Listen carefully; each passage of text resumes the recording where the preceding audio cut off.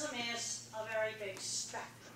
It goes all the way from somebody who's going to remain nonverbal and have to live in a supervised living situation, all the way up to geniuses out of Silicon Valley. In many school systems, Einstein would be labeled autistic. He had no language till age 3. It's a big spectrum. It's a true continuum. And when you get on the milder end of the spectrums, there's no black and white dividing line between deep nerd and a mild Asperger's. It is a true continuum, and I'm saying that seriously, not just joking around. I cannot emphasize enough, if you think you have a 2-year-old or a 3-year-old showing autistic symptoms, no speech, no eye contact, sitting doing a lot of repetitive behavior, the worst thing you can do is nothing. You have got to start working with that kid. By the time I was 2.5 years old, I was in a very good little speech therapy school.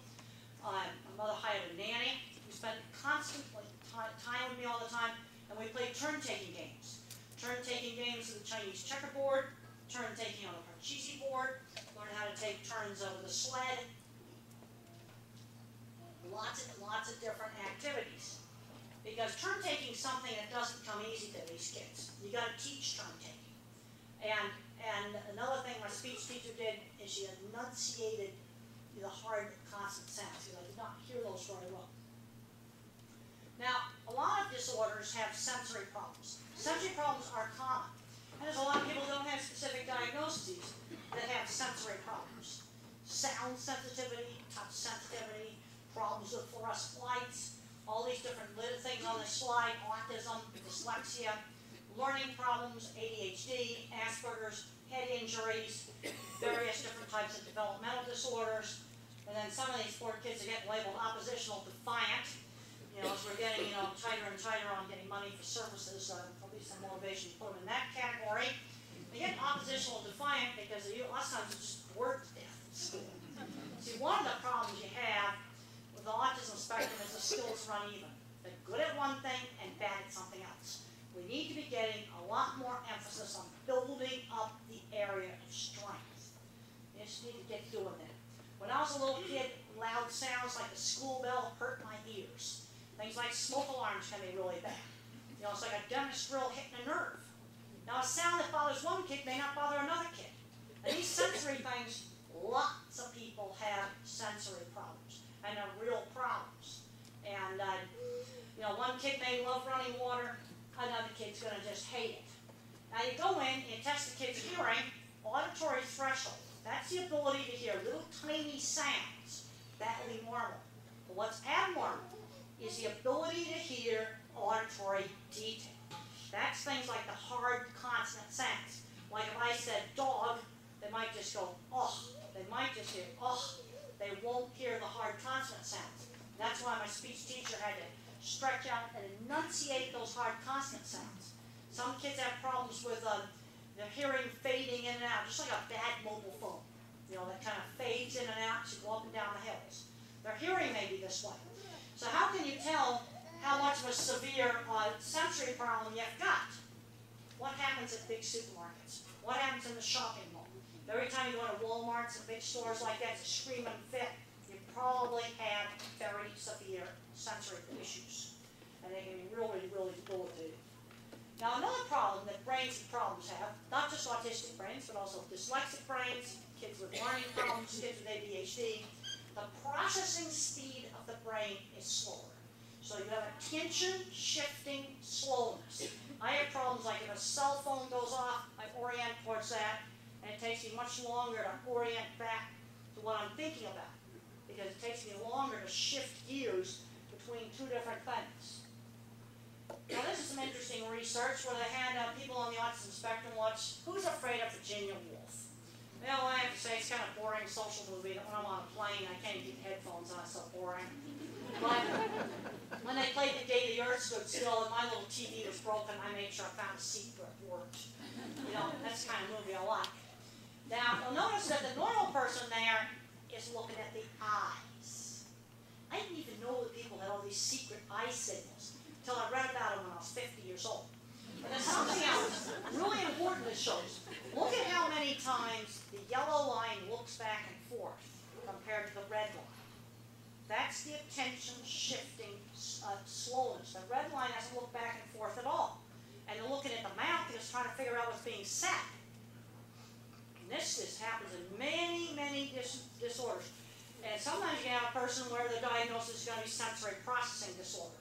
And I'll talk to you about the problem with hearing the hard consonant sounds. In the dyslexia literature, that's called phonological awareness.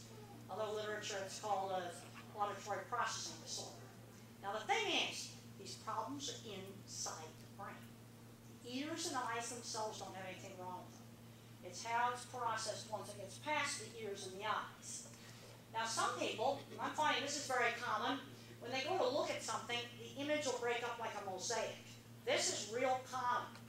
I'm finding in my class of 35 students, my design class, I'm finding one of these every semester has this problem. You know, adults and kids that have this problem absolutely cannot draw. Now the HBO movie did a great job of showing how I think in pictures. I can tell you, don't think in pictures if you have this problem. You tend to be more of an auditory thinker. And people that have problems with the visual system, and this is all inside the head back in here, well, if it's a kid, they'll like to do a lot of stuff around the eyes, and sometimes they'll tilt their head when they go to read so they can see better. Often terrified of escalators because they can't tell how to get on and off. But the big one's fluorescent lights.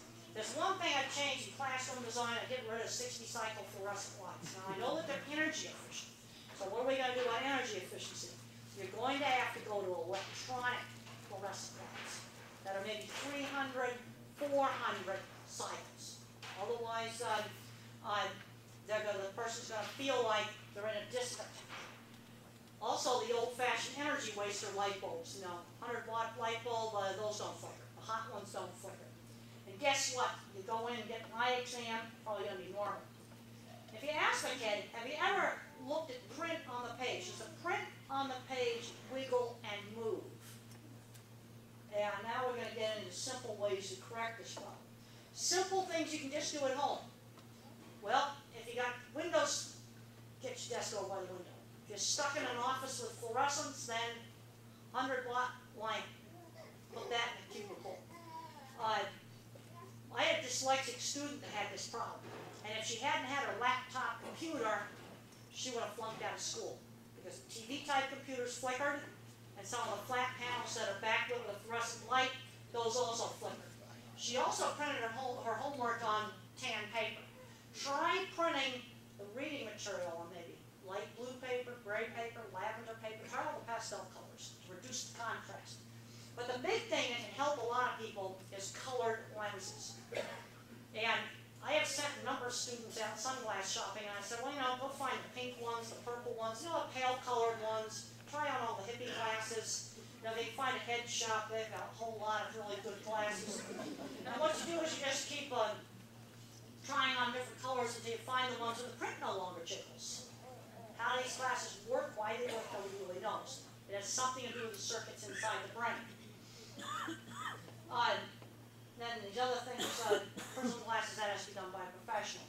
But just colored lenses. I had a student that was not doing well in my class. She had really awful drawings. And she went out sunglass shopping and she got some pink glasses and she says, I got an A on my economics quiz because for the first time I could actually see the PowerPoint graphs and they weren't jiggling. Okay, severe sensory problems. You can have, I have problems with screening out background noise. That's a problem for me. Okay, like this little baby over here makes a sound, and then I orient to that over there, and that's my attention shifting slowness. I absolutely cannot multitask. Very severe sensory problems tend to be monochannel. They can't see and hear at the same time. They gotta look at something, or they gotta hear it, but they can't do both. And if you're really messed up, and this is going to be more probably in nonverbal types, body boundary. You can't tell where your hand starts and the table begins. And people that have a lot of problems with the visual system, they are going to be an auditory thinker. They're not going to be a visual thinker like me. I don't have a problem with my visual system. Colored glasses aren't going to do me any good.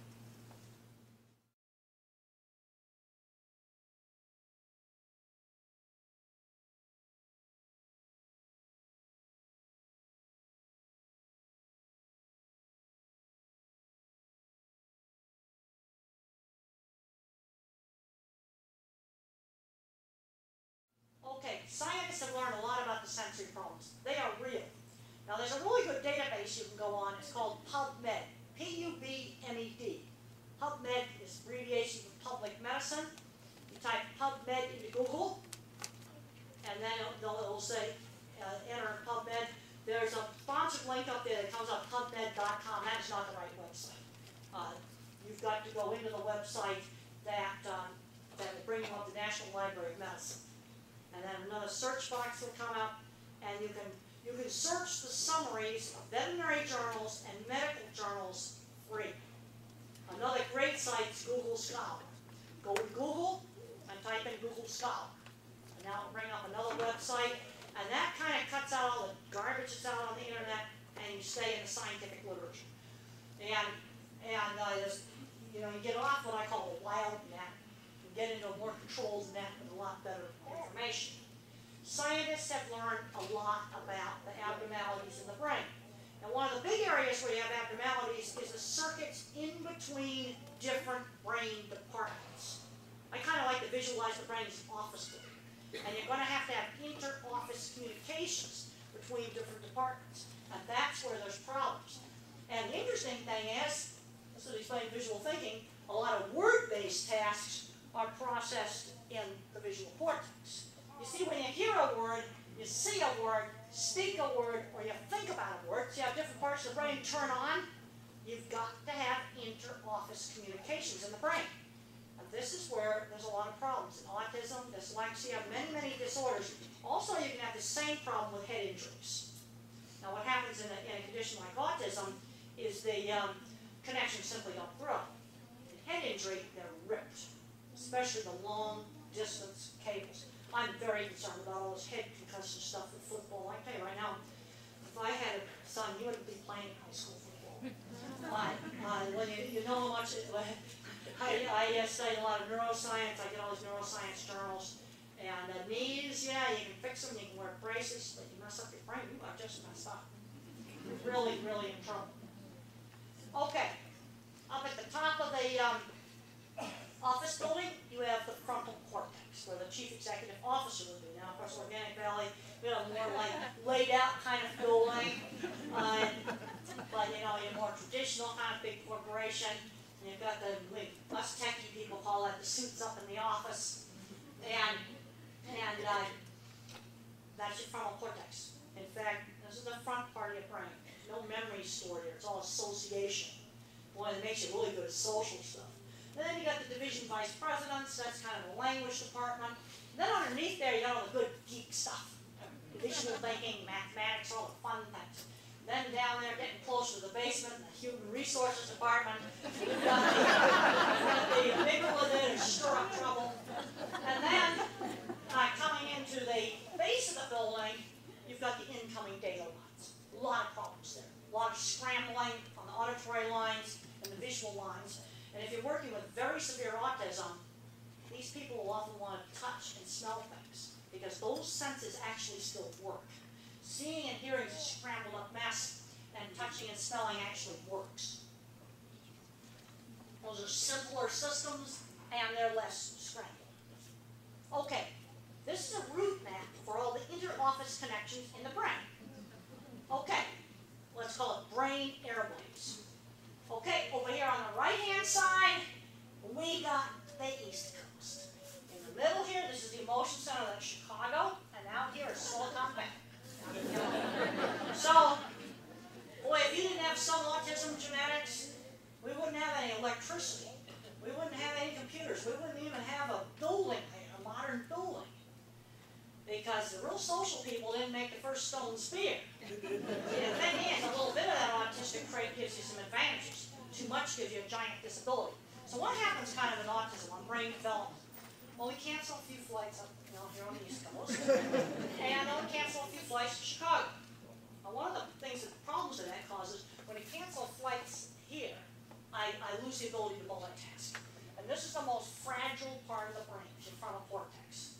When I cancel too many flights to Chicago, I lose what's called frontal cortex top-down control on the emotion centers. Emotion centers are real primitive down the base of the brain. Frontal cortex does top-down control. And then out here on the West Coast, we may add flights. that's going to account for some of the savant skills. So the basic pattern is losing flights here and adding them out here. But it can be very variable as to how many flights get canceled. You get too many flights canceled, the motor system doesn't coordinate anymore with the visual system. Everything becomes completely, discombobulated up. That's sort of neurologically what's happened. And there's probably about 150 papers right now on this, and every new paper that's coming out is showing that this is still true. Now, there's a type of Alzheimer's where when language gets destroyed, art ability like this comes out of a person with no previous art. And what this shows is language covers up kind of the visual thinking, mathematical thinking. It's sort of overshadowed by language. This is a paper published in the Journal of Neurology, a really respected scientific medical journal. Now, here's a picture of 9-year-olds drew in perspective. Most 9-year-olds don't draw in perspective. When kids get around 3rd or 4th grade, if they're going to have a special ability, that's when you're going to really see it. Kids in special ed often have uneven skills. A lot of the things I'm telling you don't just apply to autism. Don't get hung up on these labels. They are not accurate diagnoses. They are not accurate diagnoses. Okay, if you get tuberculosis, you can go out and do a test for tuberculosis. They'll tell you exactly what strain you've got. But the problem with all these psychological labels is they are behavioral profiles. They are not accurate. There are no lab tests for autism. And right now, all the psychiatrists are fighting over the DMS-5, and they're going to change around the criteria. Nobody sits in a hotel conference room, like the Hyatt in downtown somewhere, although they got those little tables with the skirts. And they're sitting around in there, and they're discussing changing the diagnosis for tuberculosis. Nobody's doing that. I can't wait until they get rid of all this vague stuff and they can do a high-speed brain scan. The other thing, I've had a lot of brain scans done on me. They were like, experimental ones. What's been showing up in the brain scans is showing up also clinically. If a kid's really good at drawing, let's work on enhancing drawing. What saved me in elementary school was art class and embroidery class. And then I finally got petitioned so I could take wood shop. But if I hadn't had those hands-on classes, I would have just been sunk. I think it's really bad that so many schools are taking these classes out. So then these geeky kind of nerdy kids are just getting in trouble. And I was absolutely horrified to find out just the other day the state of Illinois canceled all the funding for FFA. And 6 months ago I just learned that the state of Michigan has canceled their state fair permanently. I think this is really a shame. Because you take some of these kind of nerdy, geeky kids, a lot of them just, they're great, on farming things. We actually need auto mechanics. We're not doing enough on what a kid's going to do when they grow up. I'm seeing this drive me absolutely, completely crazy. Where are all the old, mildly kind of autistic people? They're all employed. Good jobs. Because they were taught work skills young. I was brought up in the 50s, and that really helped me out. And what's happening to Junior today? He's going down the wrong track. There's sometimes, I think special educators do a fantastic job, especially on the more severe end of the spectrum. But there's often not enough expectations for the other end of the spectrum. Because there are great business leaders that are dyslexic. There are great Silicon Valley leaders they are just as Asperger, which is just mild autism traits. All over half of Silicon Valley's got autism. And now I want to just bring up the whole thing of has autism increased? The kind of mild autism, geeks and nerds, they've always been here. I can think of kids that would be labeled Asperger's today, and they're running businesses, but Junior's not ending up running a business. That makes me nuts. That's just such a waste of a valuable talent, or they're ending up in jail. Okay, my mind thinks in pictures. This is a picture a young man sent to me to show how his mind is a movie camera inside his mind. Well, my mind's just like Google for images, and the movie did an absolutely fantastic job of showing how that works. I have no thought unless I have a picture. And then there's other people where they're auditory thinkers. They're not going to be thinking in pictures. Now, being a visual thinker has helped me on my design work, because I can actually build things in my mind. And there is the dip vat that was, this is the current facility. This is actually on the HBO movie set. And you know how they filmed that picture of all the cow? They had this giant cherry picker, scarier than heck. And this guy got up in this bucket out there. Oh, he couldn't have paid me. The whole thing was shaking. Everything was real scary. And they had duplicated everything exactly off of my drawings. And by the way, the movie is going to be out on DVD on August 17th. And Amazon has already taken pre-orders. Now, I was pretty weird as a kid, because if you look at the movie, you can see that I was real, real weird. And that was all filmed before I took antidepressants. Antidepressants saved me, because what they did is they stopped these horrible anxiety attacks. I was just in constant panic attacks, and stopped them. And how did I sell myself? I sold myself by showing my portfolio. Drawings and pictures of jobs. People thought I was really weird. But when I whipped out my drawings, and this is a drawing that was used back in the mid-70s, Build a Real Project, the same drawings were used by HBO. There's another view of it. Ability gets respect. I had to sell my work and not myself. A really important thing. And that's, I figured that out fairly early on. I love that job. I like to fantasize 1,000 years from now. Some learned archaeologists are going to be discussing what this is used for. And they're going to be discussing its great religious significance. Now, I got all these pictures floating around in my head. How do I form concepts? See, my thinking's very, very specific. And that helped me in my work with the cattle. Because cattle get scared of like a chain hanging down, a reflection, really tuned into sensory detail. Got all these pictures in my head. Well, this young man sent me a picture showing how he's sorting cat and dog pictures into boxes in his brain. In order to form a concept, I have to take specific examples of things I've seen and put it in file folders in my brain. Really important thing. It's specific to general. Most people think top down. You get the hypothesis, and then you just try to shove the data into hypothesis. I think the other way around. I take all the bits and pieces, and I figure out how they fit together to make a puzzle, and I sort them into categories. So I realized my thinking was different when I asked people about church steeples. Back when I wrote Thinking in Pictures in the mid-90s, I started interviewing people about how they thought. And I was shocked to find out that they didn't think the same way I think. I was shocked to find out that a lot of people just see this as a vague, kind of generalized church steeple. I just see specific ones. Now, if I ask house or car, most people can see their own house or car. But I picked out the church steeple, that it's something everybody sees that most people don't pay much attention to. They want something you're a little less familiar with. But the visual thinker will just name them off and see them. Somebody that's more verbal won't do that. I see only specific ones, and they come up like Google for pictures. And the movie showed that perfectly. And I'm going to just show you, okay, local ones, famous ones, kind of come up just about this fast, just about like this. Okay, say church steeple, I start the images about, like this.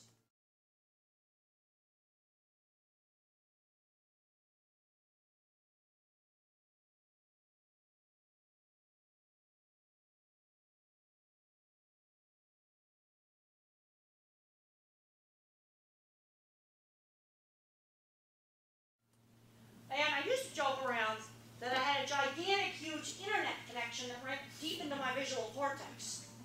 Yes, I do. I've got, look at the control, I don't have very much there. I got a big graphics card. All right, now you take another slice up here. I got, look, that's all the way back to primary visual cortex.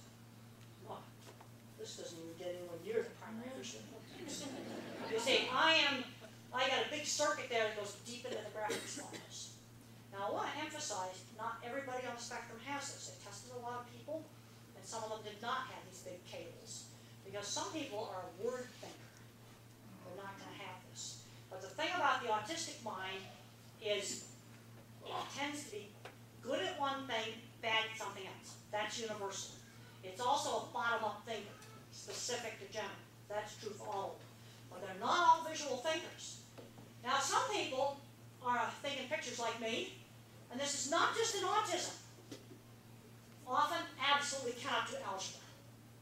I am finding a lot of people that absolutely cannot do algebra, but they can do geometry and trig. And they need to be jumped to geometry and trig. They don't think the same way. So how did I get through college math? Well, in 1967, when I was taking math, it was finite math. And that's matrices and probability and statistics. We had all this stuff about gambling, casinos, and all the slot machines. And that was something that I could visualize better. And with tutoring, I could do it. I would have been sunk if it had been college algebra. Just something I would have flunked it. Nothing to visualize.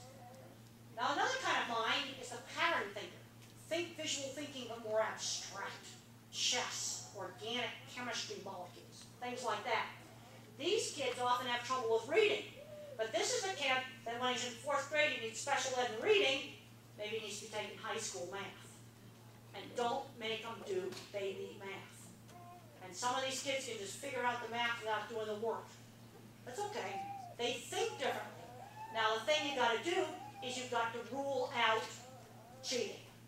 Well, once you rule out cheating, let them do it. And then another kind is a verbal facts thinker. They know every fact about their favorite subject.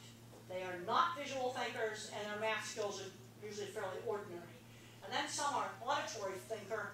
These are the people where the visual perception's all messed up and getting scrambled. Different kinds of minds. And different kinds of minds are good at different kinds of things. Different kinds of minds can be paired together. I had a student that was good at everything I was bad at, like record keeping and keeping the data straight. Okay, I want to give you a glimpse into the mind of pattern thinking. This praying mantis is made out of a single sheet of folded paper. No cutting, no scotch tape. There's the folding pattern for the praying mantis. It's not my mind. But I want to give you a glimpse into different kinds of thinking. So how do I understand abstract concepts? Well, I was 5 and I learned the Lord's Prayer, but I had no idea what it meant. This is my picture for the power and the glory. Unfortunately, this projector is not showing the electrical tower that is there at the base of the rainbow. That would be the power and the glory. Now, this is important.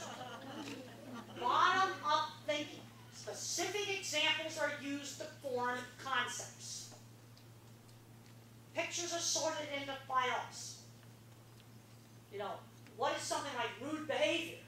Well, I learned that by specific example. Chewing with your mouth open is rude behavior. Mother corrected that. Combing your hair with your fork at the table is rude behavior. Sticking your tongue out is rude behavior. Okay, and then it's just explained that's rude behavior. And then I put all those specific things into a rude behavior file. That's how I understand what rude behavior is. All concepts are learned by using specific examples. This is going to apply to lots and lots and lots of brain problems. Don't get hung up on these diagnoses. It's not accurate. Just think about those doctors sitting around all those little skirted tables fighting over what the guidelines should be. Okay, play games with categories. You know, we got a bunch of things here. You ask him to pick out the red objects, you may do that. But let's say I ask him to find new categories, like rectangular objects, plastic-containing objects. He may have a hard time doing that. Play games with categories.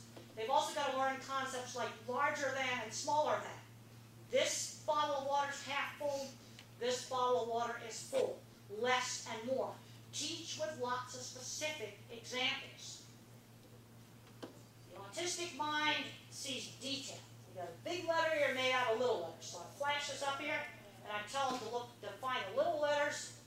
They'll pick out the little letters faster because they're into detail. Is autistic learning memorization? Yeah, in the beginning it is. When I was in high school, kids teased me hard. Worst time of my life was high school. It was horrible. And they were calling me tape recorder. And I couldn't figure out why I was being called tape recorder. Well, I was always using the same phrases all the time. It was just hideous. We've got to get these kids out and expose them to things. You know, originally I was afraid to go to my aunt's ranch. And Mother made me go. It was 2 weeks or all summer. When I got interested in cattle, I had gone to my aunt's ranch. You know, make number concepts concepts concrete, like using things like these blocks. Got to make numbers non-abstract. Or you can use some little pieces like that to teach counting. But if I just use these plastic pieces, they're not going to generalize the counting concept to other objects. Use toy dinosaurs, bottle caps, pencils, pens, coffee cups. They got to learn the concept. They're going to have 5 coffee cups, 5 bottle caps, 5 Coke bottles, 5 boxes of Organic Valley milk. It's you've got to teach it with a lot of different things. And subtraction. Let's say I've got 5 candy bars and I eat 2 of them. I got 3 left. You see, that's teaching subtraction with something concrete. Use a lot of different examples.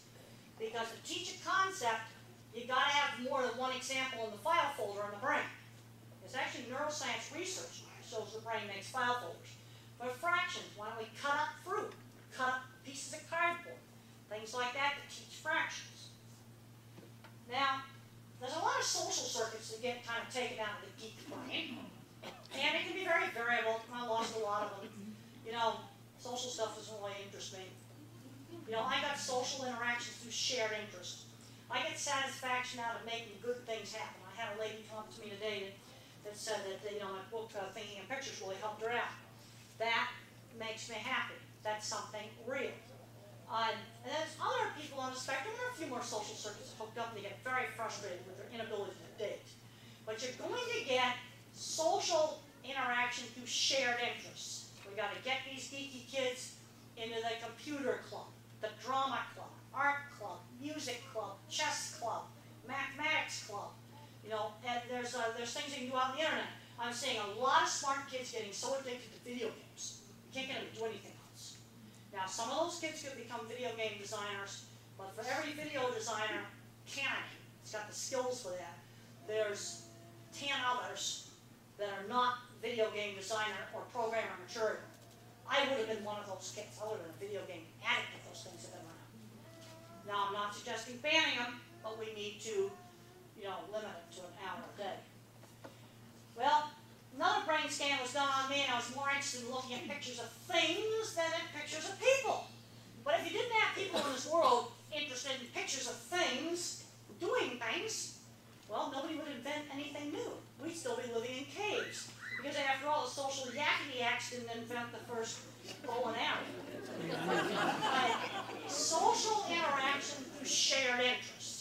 We've got to get them into these special interest things like school clubs, classes that are really interesting. There's all kinds of great stuff out on the internet you can use. Get creative. I'm appalled at the lack of critical thinking and problem-solving skills I'm seeing today in a lot of young people. They got the entire Google there at their fingertips, and they don't know how to use it. I had a mother say, well, how do I find a college for my kid? Well, it's very difficult for me not to be rude. I said, yeah, you go to Google, type in the name of your state and college. And I went home and I did that after that meeting. And I was amazed at all the different kinds of colleges the state of Ohio had. I just used that. Okay. One of the things you got to do, especially if you're working with people on the lower end of the spectrum, is we got to figure out, do we have a biology problem or a behavior problem? Well, sensory issues. A kid may not want to go into this classroom because last week the smoke alarm went off and he's scared to death to go in there. And if they're nonverbal, hidden, painful medical problems. Toothaches and acid reflux, stuff like that. Is he frustrated because he can't communicate? Does he want to get attention? Does he want to get out of doing something? I ought to put in there, is he bored stiff because you're making him do something stupid? Even a nonverbal person knows that it's totally stupid to set and reset the table like 15 times. I heard a really good behavior consultant talk about that. No, you have to set the table and then you have the meal and then you clean it up. Well, these are some of the things where, when they did certain really loud things at school, I was able to go out. There are some that can't tolerate big supermarkets. I can't tolerate scratchy clothes. And then I discovered Old Navy pants. And I know they're not proper Western, but a lot of the proper Western itch now because they're using yucky foreign cottons that are scratchy. And the thing that frustrates me is I can buy a set of Wranglers, and they're good, go back and buy another set of Wranglers and they itch, and I gotta get rid of them. Just drives me crazy. Some kids have sloppy handwriting. Well, there's a reason why keyboards were invented. Let's use them. Fluorescent lights is one of the biggest problems out in the educational world. Here are two things. Brains are problems. Absolutely cannot multitask. There are a lot of entry-level jobs I have a lot of problems with. You know, like, let's say receptionist, I got to answer the phone and type at the same time. And I cannot remember long strings of verbal instructions. One thing I learned how to do when I was doing design work is to ask clients what they wanted the project to do, and then to write it down. Now, my 50s upbringing helped me on a lot of things. Turn-taking in conversation and activities. That was just taught in the moment. You know, like if I was hogging the conversation at the table, then well, it was you've got to give some of the other people a chance to talk. You know, if you're waiting in line at the movie theater, you can't butt in line. You see, again, taught with specific examples. Being on time. By the time I was 7, I had an alarm clock and I was expected to use it. You had to learn how to do things other people want. Okay, let's say this kid all he wants to do is draw pictures of horses. Well, let's do pictures of the horse's barn. Let's do pictures of where you might ride a horse to. They can associate a link back to their fixation. He likes dinosaurs. Let's read about it. Let's do math with dinosaurs. You know, a lot of different, you know, but associate it back somehow to their fixation. And when I made social mistakes, they didn't scream no. They would say things like, okay, let's say I ran behind the counter in a store. I had good behavior in stores from a very early age. I'm seeing too many kids pulling merchandise off the shelf, throwing it around. One of the things I was taught, you don't go behind the counters. You know, let's say I did that, Mother would just say to me, in stores you don't go behind the counters.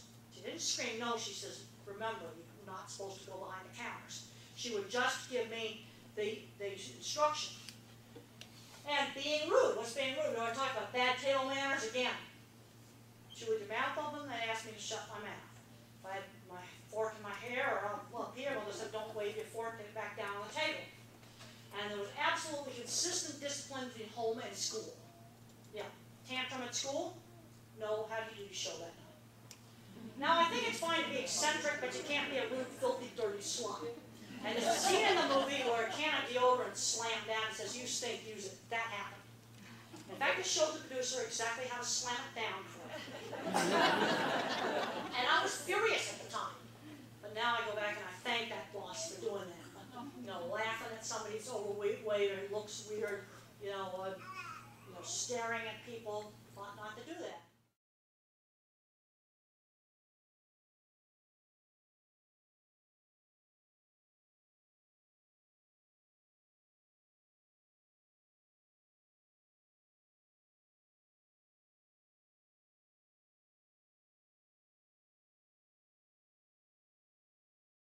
Well, yeah, I think it's kind of funny that our 60s things are coming back in style now.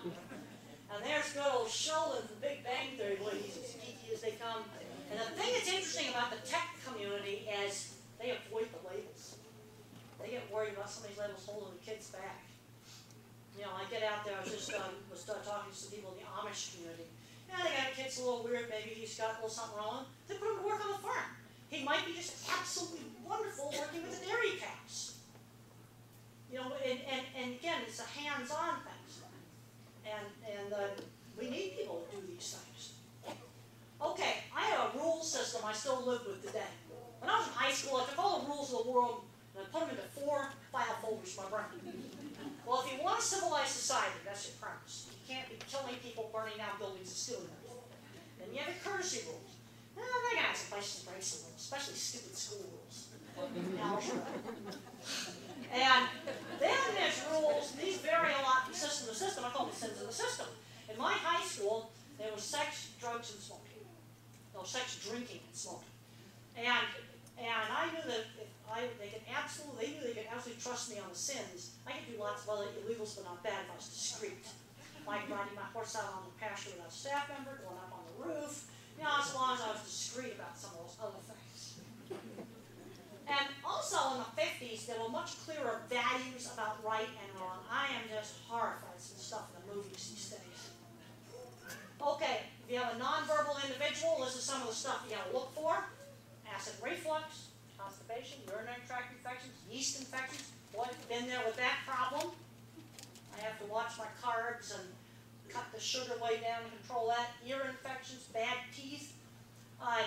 If somebody you can't tell you what's wrong with them, you're going to have to be a good detective. Now, you've all heard about the squeezing machine. When I got into puberty, I started having horrendous anxiety attacks. My anti-predator circuits were in overdrive due to a biological defect in my nervous system. My nervous system was constantly vigilant for danger that didn't exist. It was like being in a constant state of stage fright. All right, now I'm going to let you visualize what it's going to be like. We're going to put metal grating over all these windows, lock up this room, and then we're going to bring in cobras, the worst poisonous snakes from Australia, and it's going to be snakes in the basement of organic factories. And you're going to spend the night here. All right, just imagine how scared you'd be. Well, that's the way my nervous system was all the time, and I found exercise and using a squeezing machine, deep pressure can be really calming, helped calm down my nerves. Now, for the last 30 years, I've been on antidepressants. Low doses of antidepressants, like a little dab of Prozac. I know a lot of people that got rid of the anxiety, enabled them to stay off of drugs and alcohol, because it got rid of that horrible, horrible anxiety.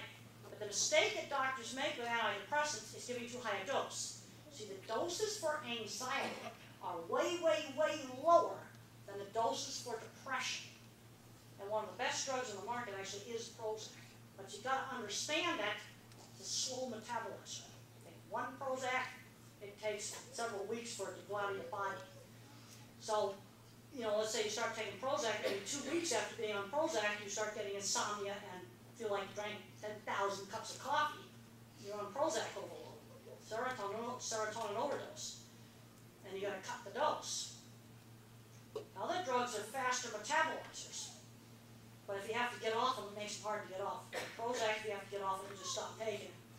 Well, us visual thinkers, I know a lot of non-autistic visual thinkers where, they've been saved by a little bit of Prozac. Then if you're still nervous, a little bit of beta blocker, old-fashioned Propanol at night, cuts out a lot of the fear responses, because you got to get that fear system damped down. Let's do it, biological problem, nervous system. And exercise helps. 100 sit-ups every night, I hate every one of them. All because fear is my main emotion. And there's a rear view of the squeezing machine. Pressure over wide parts of the body is calming. Firm touch is calming. And there's a therapist there, an occupational therapist, working with a child doing some deep pressure.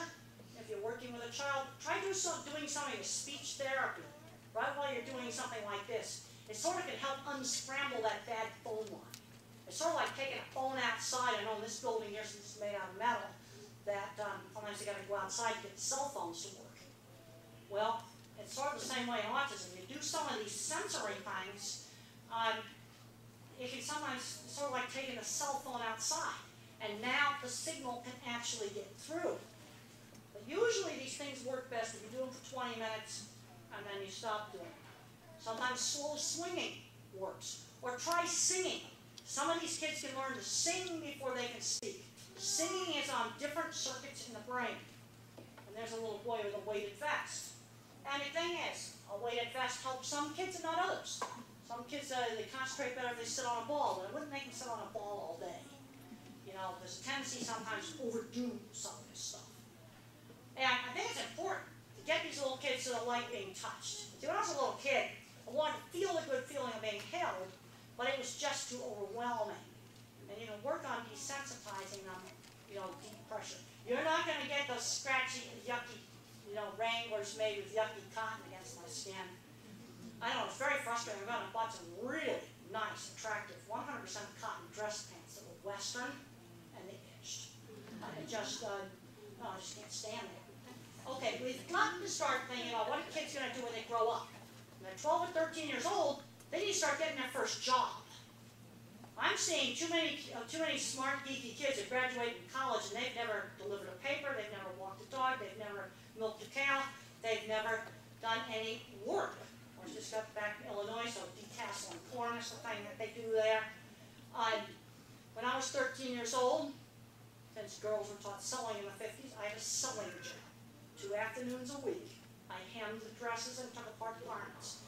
Then I got paid a little money for it. When I was 15, I took care of 9 horses. That was not paid. Volunteer work is work. But I had to take care of them every day. I did a lot of carpentry jobs. I went out on my aunt's ranch. When I was in college, I did an internship in a research lab. I'm seeing too many students not learning work skills. And then I'm seeing smart kids ending up in Social Security. It just makes me want to scream. And then where's the old geriatric version like me of that same kind of kid? And they're employed. You know, they may be married and have kids. They may have had marital problems. And it can be very, very helpful to them. Read some of the books and understand how the different kinds of minds, and it'll help a lot with their family and their marital problems. But these people manage to actually have kids. They manage to keep good employment. I'm not talking about, you know, just laboring kind of jobs, but good employment. And then I'm seeing in junior edition, it's almost getting into kind of a mentality that they just can't do it. There were expectations. Like when we went to church, I wasn't allowed to misbehave. We went over to Granny's for Sunday dinner, I had to behave. The movie does a great job of showing a science teacher. You know, I didn't want to study. He gave me a reason to study. I now wanted to be a scientist. You got to take kids out and show them interesting stuff. I always sold them the work, not myself. Sometimes it's better just to show you the work, you know, send it the old-fashioned mail way because they're not going to open up those attachments. How do you get around some of that? How to get into college? Send a portfolio to the right professor, you know, a lot of red tape can fall down. And the other thing, I had to learn to do a task that other people would like. Here's our ugly Skeeto house we had in my high school. This is what it looked like when I got done with it. You see, I decorated it in a way other people would like. Yeah, I got obsessed with it, but I still made it look really nice. I didn't put cows and horses all over it. You know, get students into things like robot, you know, Lego Mindstorms robots, into different farming things. I'm just horrified about the, you know, the cancellation of the funding for FFA classes in Illinois. That just is terrible. Terrible. I couldn't believe it. And that's 2 really important ag things that have been canceled in terms of dealing with the public. Michigan State Fair and Illinois funding for FFA. There's another one of my drawings. There's a cool drawing program. It's called Google SketchUp. It'd be a really cool thing. The beginner version is free.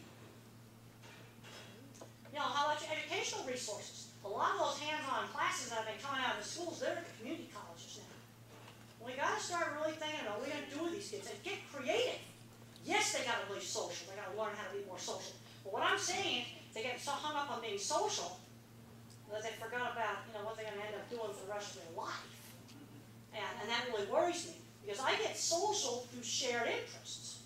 Also, you know, they do these social skills training classes. You get a bunch of high school boys in a classroom for social skills training. Well, that's like boring. Why don't you take them out to the auto parts store, and they can look at auto parts, and they can ask the clerks in there about the auto parts, and they got to learn how to do it right. And then after they've been through the store, then you critique what they did wrong. And then the next week, we go to a different auto parts store, or we're going to go to a restaurant. We're going to order food, and okay, you're on a low budget, and then you just order drinks or something. But they've got to learn how to do things like ordering food at a restaurant, you know, shopping. But let's make it the kind of shopping that teenage boys would like. Maybe take them over to a motorcycle shop, and they can take a motorcycle apart, show them how to fix it, and they got to, you know, interact with the mechanics there, right? That's how I would do social skills training class. Let's do it with something they're interested in. Here are some great science websites. You know, there's all kinds of great stuff on the web. Open Courseware Consortium. You want to write it down. Open Courseware Consortium. What that is a lot of schools have put certain course material, especially in the sciences, up on the web, and you can go over all the professors' lectures are in there. MIT, if you put MIT and then that into the web, you'll find all the physics lectures online. There's great stuff out there online. Lots of garbage online. There's also lots of really great stuff. And there's the title slide from the movie. And what was cool on the optical room illusion, I got interested in that because I saw a Bell Labs science movie. They showed a clip from the actual movie. 6 months figuring out how to build this optical illusion room. And I have to admit, it made me kind of happy to find out the stage department had a hard time building this, and they had to draw it. And there's the fake steer they used in the movie. There were a lot of Asperger people and wild, geeky, nerdy people all over that movie site. And how did they get these jobs? Contacts, network. You just go and help somebody out. That's how you get into these interesting things.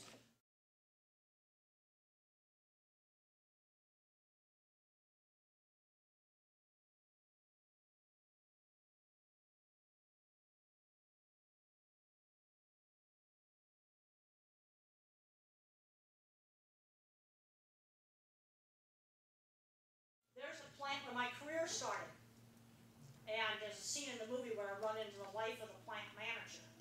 It happened kind of similar to that, except in real life it was the wife of the insurance agent. And that just got kind of, they changed it to the plant manager.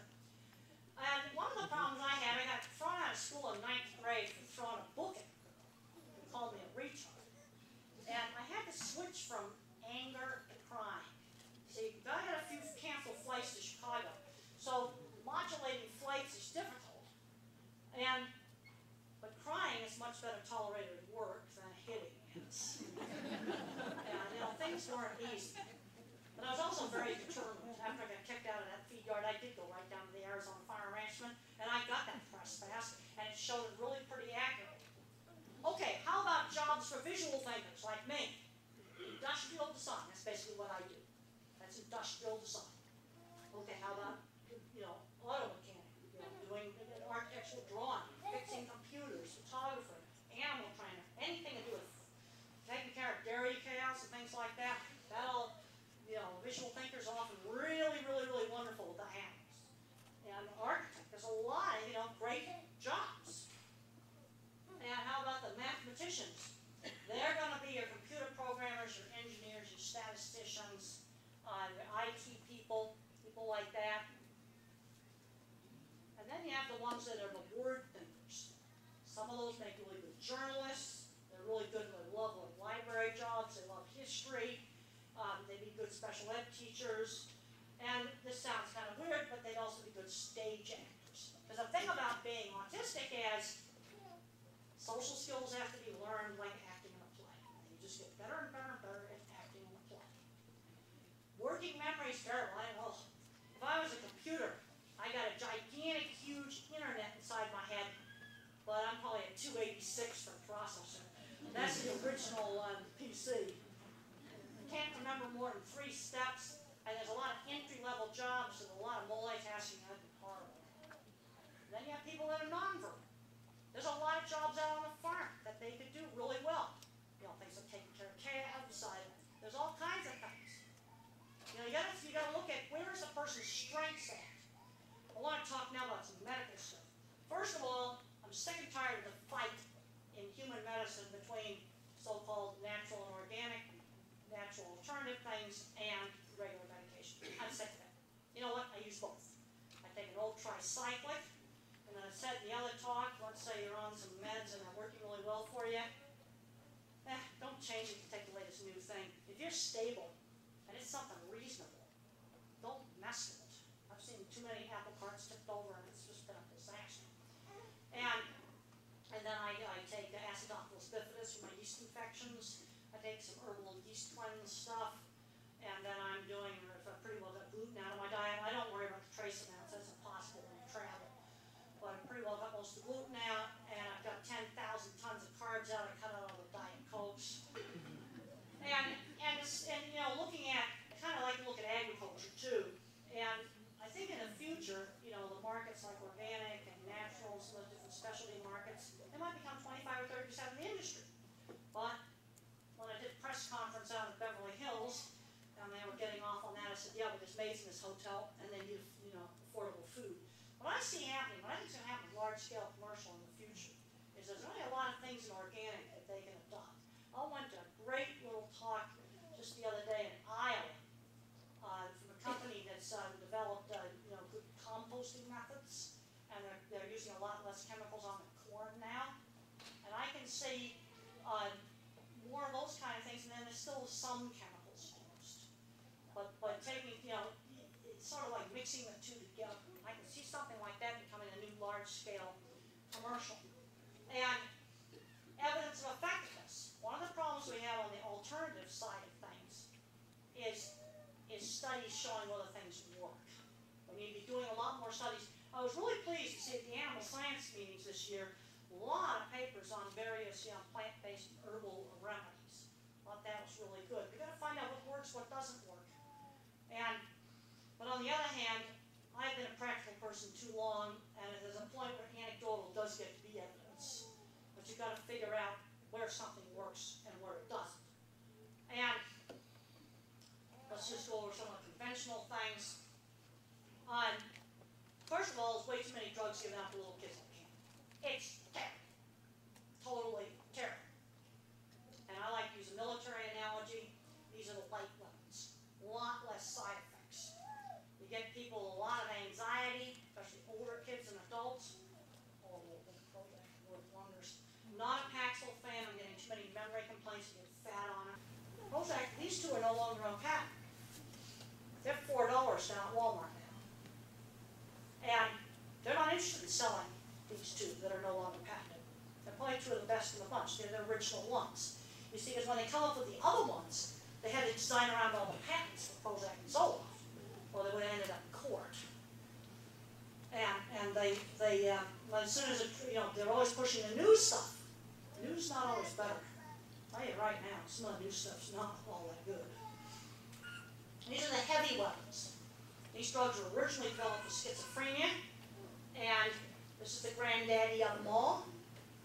And where there's one place you use this, there's actually two places you use this. If you have an older kid or adult, especially on the more severe end of the spectrum, they have rage attacks.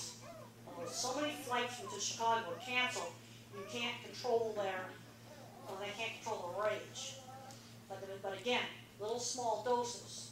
Right now, Abilify and Seroquel are the big fad. I've talked to a lot of parents where that's being handed out like candy as a sleep aid. I think that's just disgusting. You can do other things for sleep aids. Don't be using heavy artillery, because the side effects you can get with this stuff is weight gain and prolactin problems, diabetes. You can get shaking, the nervous system's damaged. Sometimes you use heavy artillery.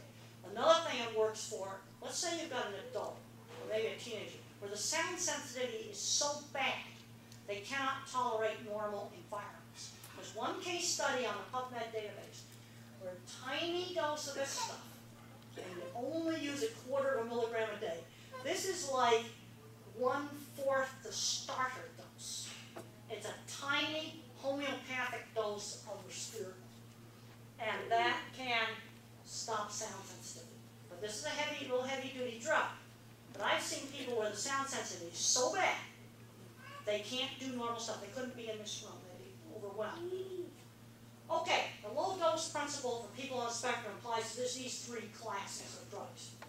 Prozac and all its brothers and sisters. The tricyclics, that's the old stuff that I take, and the atypicals. Okay, whatever you're trying, whether you're doing, some herbal thing, you're doing, regular medication, you're doing some homeopathic thing, whatever you're doing, try one thing at a time. So you can figure out what actually works. I am seeing parents out there, they're taking like 50 different supplements, they're spending like $3,000 a month on supplements. It's absolutely ridiculous. And I'm doing some alternative things. I'm doing the diet stuff. I'm taking acidophilus bifidus and this herbal yeast cleanse stuff. And when I forget to take it, I get yeast infections. So I think it works. It's perlic acid and grapeseed and a bunch of other stuff. A medication, especially a powerful medication, should have an obvious beneficial effect. Does it actually work? You don't use powerful drugs for trivial reasons. And be careful switching brands of generics, not bioequivalent. I even found, I ran out of yeast cleanse. I went and bought some perlic acid at Whole Foods, and it didn't work the same. It's supposed to be pretty much the same stuff, but it just didn't work the same. And don't expect anything to give you 100% control of symptoms. The big problem I see people doing, the kid has a temper tantrum, and so they go more drugs. They're just throwing drugs at them. What I want people to do to think very logically about what you do. I mean, whatever you take, I don't care if it's alternative or it's regular stuff, think about what in the heck you're doing. Now, I can't be against regular meds because I wouldn't be here without them. I was dying from colitis. In the movie, I was eating yogurt and Jell-O. That was before I went on antidepressants. And I'd be on yogurt and Jell-O for maybe a week, 2 weeks at a time. Went on the antidepressants, no more yogurt and Jell-O. Because it stopped the horrible fear response. I had headaches so bad that I was going to every doctor in town for headaches.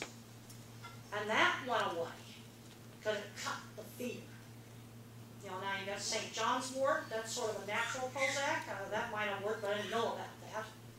And I don't dare stop taking the stuff that I'm taking. But I want to give you one word of warning on a lot of herbal things.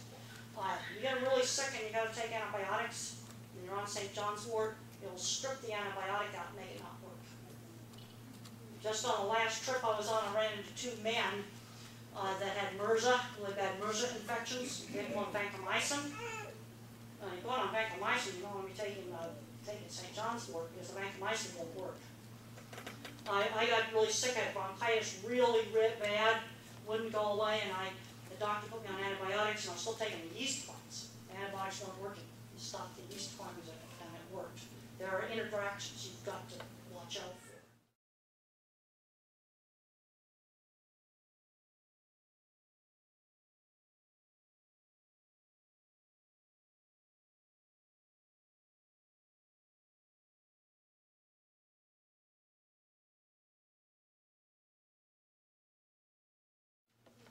Okay, here's another oldie but goodie for anxiety and nervousness, especially if you're hot and sweaty. Old-fashioned Panadol. It's an old blood pressure pill. They're great anti-anxieties. Clonidine also. If you want a sleeping pill, what's a good sleeping pill? It's pretty safe. Clonidine. It's just an old blood pressure pill. Take one of those, they'll make you sleep. And it's a lot safer than a lot of the other garbage that they're selling for sleep, that's for sure.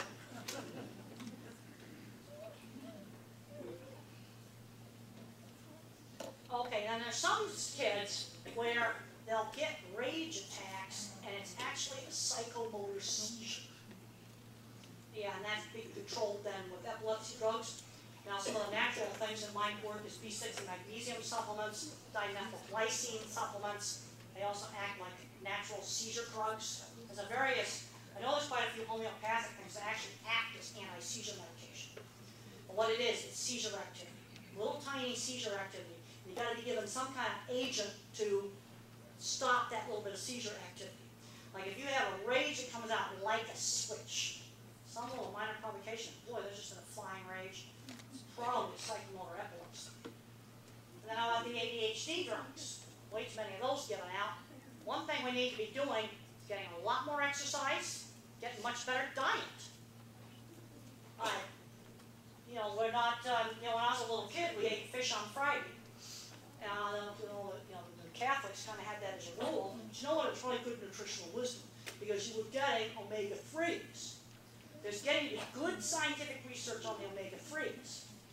Let's be getting a lot more exercise, not be eating so much rubbish. That would help on the ADHD. But some autistic kids are ready to give them stimulus. It makes me absolutely nuts. You gotta look up your drug interactions between everything. And some of these drug interactions on the herbal things are not available. I mean, let's say you need antibiotics and you're going to be, let's say for something potentially life-threatening. And if there were no antibiotics, I'd be dead. I've already had a hemorrhagic urinary tract infection that only can be treated with Cipro. And then I found out chickens are getting fed Cipro-like stuff. I was really upset about that. I'm very concerned about all these antibiotics that are going fed to animals. And the thing that's a concern is it's going out on the land. We've got a massive uncontrolled experiment here. And there's almost no studies on what's happening with the land. There's one University of Illinois study. All I can say when I look at the scientific literature and I read Science and Nature, and this is not my area of expertise, I'm reading a lot of red flags. I'm not calling them red flags, but when I was a little kid, I would have died from pneumonia. Antibiotics. I would have died from this hemorrhagic urinary tract infection. That was just 5 years ago. These these two men that I just had dinner with last week who have died from MRSA. Vancomycin hadn't worked. You know, you've got to look up on your interactions. And I would recommend if you get really sick and you have to go on antibiotics, plant-based herbal things that go off them for the 10 days that you're on the antibiotics. This is from my own experience, because what they do is they treat the drug like a toxin and strip it out of the body. AIDS drugs interact with St. John's wort, and so does anti-rejection drugs. Like if you have a liver transplant, you've got to take anti-rejection drugs. These are pretty important drugs that you really need to have work. You know, if I take too many cold pills or sinus medication, that makes my antidepressant numb. Well, then I just got to stop taking so many cold pills. And then there's certain interactions that are super dangerous. Okay, special diets, they definitely work for some people. I can't emphasize enough the importance of exercise. Many kids don't get enough exercise. Omega-3s, poor diet, you get more depression. Get a diet full of sugar, high glycemic carbs, and all kinds of rubbish, there's more depression. There's actual scientific paper on that. Here is my family history. Autism has a very strong genetic basis, but the genetics is very complicated. You see, old-fashioned Mendelian genetics, that explains just a little piece of genetics. Another thing is you can have little bits of code, and you can either have extra copies of a bit of code or subtracted copies. They're called copy number variations. This is what sort of like gives genes their volume controls. And finding an autism is incredibly complex. If there is no autism gene, you're not going to be able to take it out without taking out a ton of other traits. There's a point where the mild versions are just personality variants. I've looked at a lot of families, often had a lot more geeks and engineers in the family history, anxiety and depression, a lot of more learning problems in the family history. On the mother's side, we've got visual thinkers, food allergies on my dad's side, and we've got Asperger traits definitely in our family history. See, it's sort of like a little bit of this trait, you get some really smart people. Too much of the trait, you've got a real problem. Einstein today would be labeled autistic in many, many different school systems today. Now what I think about is, what would happen to him in today's school system? That's something that just makes me shudder. Think about that. Here's a book about famous scientists and musicians that probably were on the spectrum. Great book to give a teenager who's being teased and tortured for being geeky and weird. That's just some places to get information on autism. And what I want to do, I want to thank everybody for coming, and we're going to do a few questions.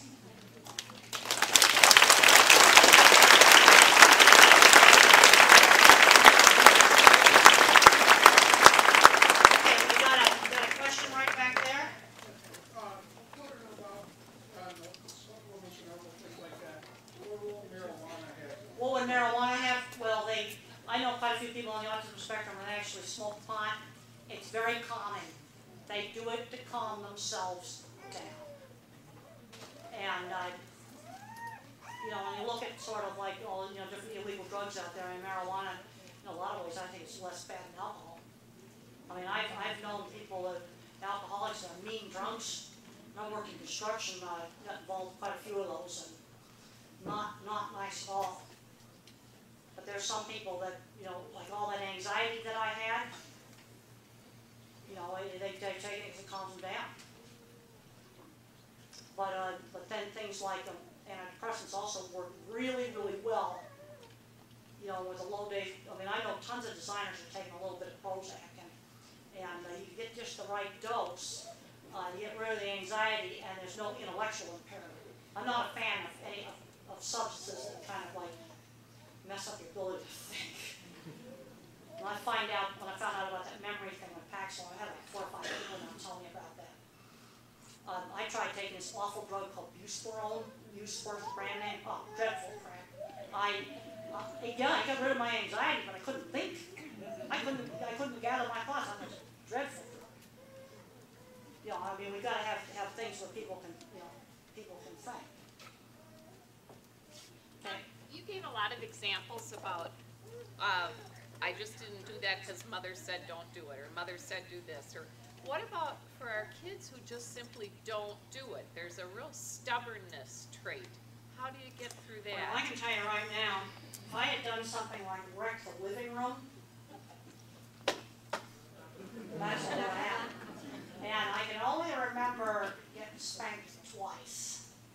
And I knew if I destroyed the living room, that would be, I was allowed to go in there, the door was open, but I knew that was a grown-up room, and any bad stuff in there you just didn't do. You know, the other thing, when I was really young, I was always encouraged to do lots of different things. Like, okay, I wanted to just draw horses all the time. I said, well, let's do a beach. Mother would say, well, let's do a beach. And then I painted a beautiful picture of a beach, and Mother put it in a professional frame with glass. I knew the difference between a refrigerator door and a professional frame. See, that kind of thing I recognized.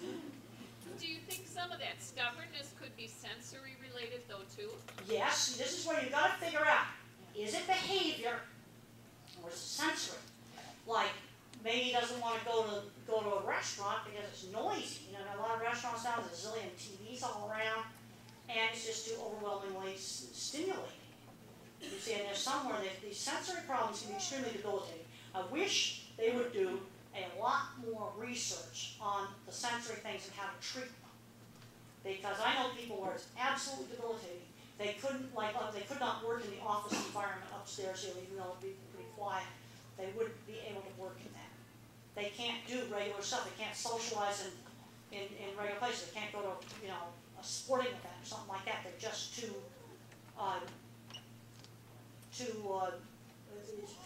you know, visual sensitivity problems with fluorescent lighting, or they've got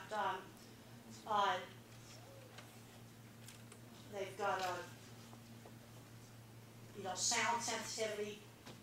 They can't tolerate. Now this brings up the thing about earplugs. Let's say you put on headphones or earplugs. They gotta be off for half the day. Because if you wear them all the time, your brain will get more sensitive trying to compensate. You know, you've all had wax taken out of your ears by the doctor, and your hearing only sounds loud afterwards. That's the brain compensating. So it's okay to wear the earplugs to go to the restaurant, but then when you get home and it's quiet, they've got to come off. Half the day they've got to be off. And the same thing with headphones.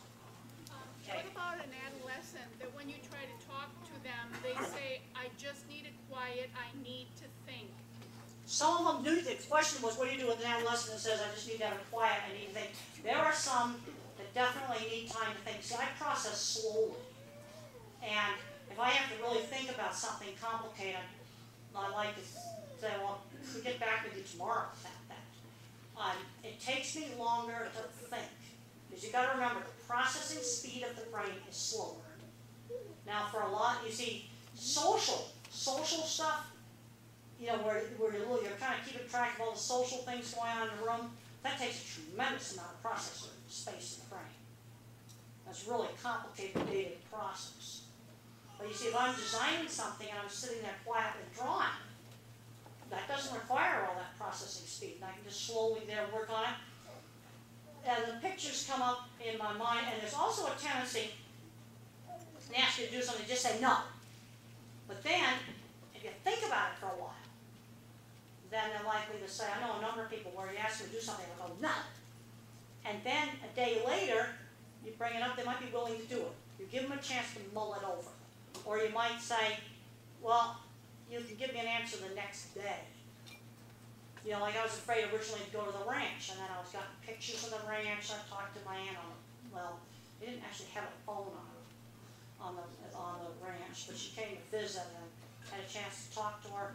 In other words, no surprises. Like, let's say you're going to go to a new school, let's do a tour of the school before you go to that school. It's really important.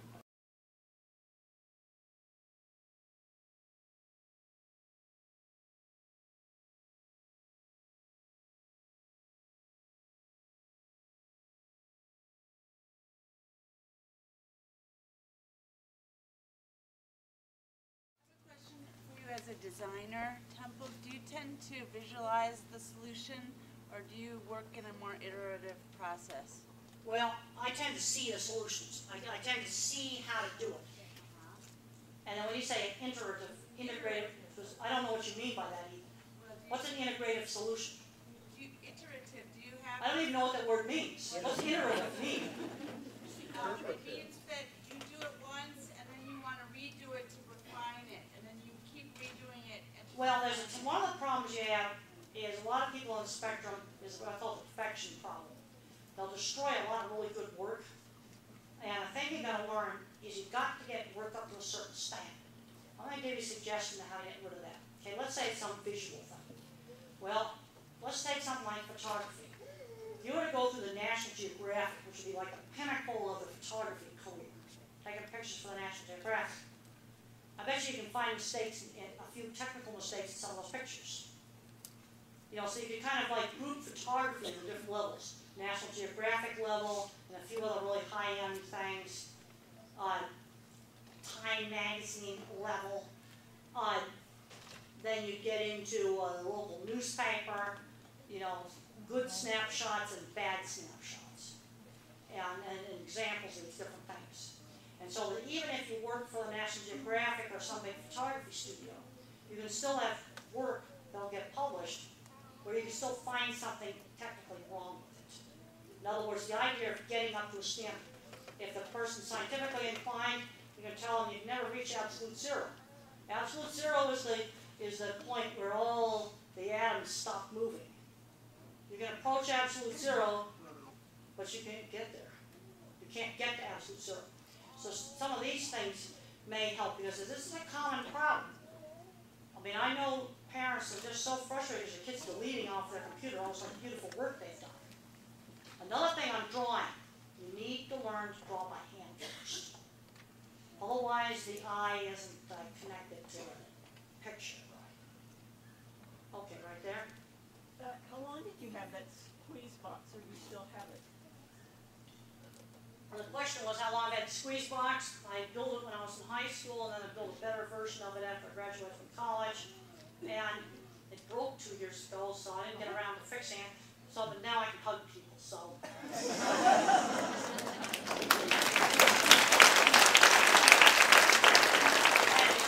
Pressure goes, there's a lot of simpler, cheaper things you can do with little kids, you know, sofa cushions and gym mats and things like that. My other question is about parents being compulsive, maybe more so today. It's hard to tell. What do you mean parents being compulsive? I don't know what you mean by that. Demanding perfection, like they want to make a lot of money, or they want their kid to be real successful. They want their kid to do Well, I'm well saying in with a school. lot of these autistic kids, there's not enough demands put on them. I mean, for table manners, I mean, just basic stuff. I mean, some of the behavior in stores is absolutely atrocious. I mean, I watched a 12-year-old autistic boy, very verbal, make a mess in a gas station store. But the thing that was interesting is he never touched the gas pumps. I think the parents had just instinctively stopped that, because that's so dangerous. Never touched, and he got out on the gas pump side, and he never went to the gas pumps. We get in the stores, taking candy and throwing it on the floor, and nothing was done to make him pick it up. And if I had done that, I would have been in a lot of trouble. I mean, I could be taken shopping from a very young age. And the thing that drives me crazy is that I was actually more severe than some of these kids now that I see behaving badly in the store. Well, my son's not autistic, but he had problems. He has on the sphere, and early on they were criticizing the home front as being compulsive and like part of the I'm going to have problem. to talk to you afterwards. Okay, sorry. Okay, but one of the problems we have in trying to figure out behavior problems is I'll have parents say, well, the kid has behavior issues in the classroom. What's a behavior issue in the classroom? Because if he's making weird jokes in class, I'd handle that differently than if he's hauling off hitting people. You see, the way I would deal with those, they're both behavior issues. I can put those in the category of behavior issues. But I'm finding, even with animal behavior problems, people are not specific enough. It's like somebody was asking about the dog. I don't know what the dog was doing, okay? I was a caregiver to an autistic gentleman of 50 years. You said you worked with an autistic gentleman that's 50 years old? Yep, and every time I greeted him in the morning, I would ask him how he feels, and he could never give me an answer of I feel good, or I feel sad, I feel angry. What he would do is he would go into a story of something that happened into his past. Well, the thing is that asking him sort of what did you do yesterday, how do you feel, there's a problem with accessing the database. Sort of think, you know, Google and things like that. My mind works just like Google does. think made Google? And if you ask me what I did yesterday, I don't remember that well, but if you ask me what I did at the such and such plant and you name it, or the such and such ranch or something like that, you know, like if you say organic valley, I get one set of images. If you say organic agriculture, that's actually, well, I start just getting a whole bunch of things and get way off the subject. It's almost like, you see, just think about putting keywords into the database. Now, if you asked him, what did you do at recess at school yesterday? You might have an easier time. Or did you know, how did you feel when you went to art class? Or, you know, something a little more specific. See, the normal human mind drops out the details. That's actually been shown in research. What was done in this research is they had people with autism, people with Asperger's or milder autism, and normal people lay in a brain scanner that measures brain function and read a little passage out of a book. And then they watch the brain and what lights up. When the autistic person read, just the part of the brain that handles the detail of the words was turned on. When the Asperger person read, you got the details and you got the syntax, kind of the overall gist. And when the normal person read out of the book, the details disappeared. And the normal brain tends to overgeneralize because it's top down. Now, the kind of thinking I have is certain things what works really well for, certain kinds of troubleshooting. But to make it work well, I got to load a lot of information into the database. You know, if you read some of my early stuff, I talked about all the stuff about doors. Well, you see, without a visual thing, I can't think. Now I have so many different experiences, I don't have to have all these pictures of doors anymore. Okay, I think we're going to do about 2 more questions right here. I heard you mentioning that carbs were something that were good to eliminate, and omega oils are good to include. Well, the problem with the carbs is yeast infections. Man, you got yeast infections. You got to reduce carbs. I have seen endoscope pictures down a kid's trachea, that's the windpipe, where they have moss growing in the trachea. I mean, it looked like an old brick wall full of moss. And I heard see somebody back there nodding head. I mean, it's absolutely horrible. And there needs to be 10 tons of sugar cut out. Do you have other examples of what to omit or other things to omit? Well, basically what I'm doing is I eat a lot of animal products. I eat lots of meat. I eat lots of vegetables, whole vegetables. I eat lots of whole fruit. No fruit juices because the glycemic index. Look up the glycemic index. Potatoes I've pretty well gotten rid of. Bread I don't eat, even the gluten-free because the glycemic index is too high. It's just, you know, but you can't like be on a strict Atkins diet. I did that.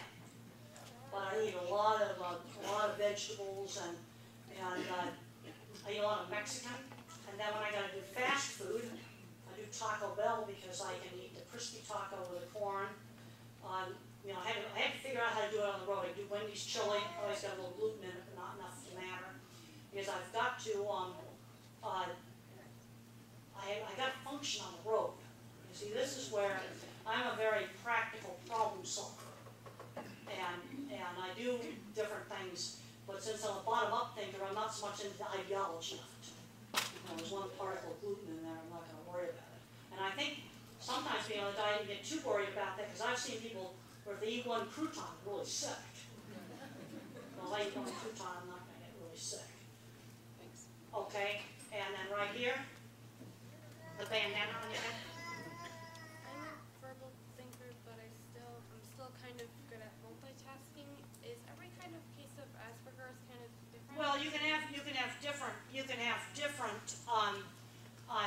different things in Asperger's, and there's a lot of different stuff called Asperger's. See, the problem is it's a behavioral profile.